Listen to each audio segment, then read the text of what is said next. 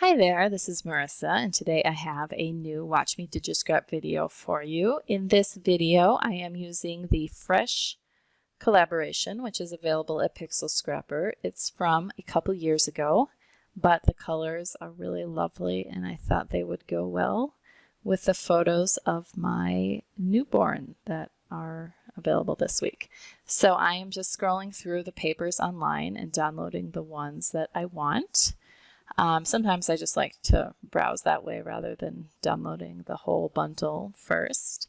And now I'm also taking a look at the pocket cards that were included, and I'm downloading those. So I'll actually put those in first before I do my papers, just so I know what holes I want to fill with these nice cards. And once I have those sorted, I will start adding the papers in the background.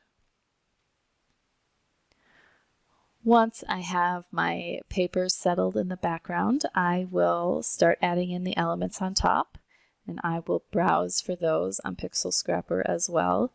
There are lots of great filters in the sidebar, so you can easily browse through a particular bundle like this, and you can filter for papers or for elements or by color or, whatever you're searching for. So I often find it easier to search online than just browsing randomly through a large bundle like this on my computer. So that's what I'm doing here.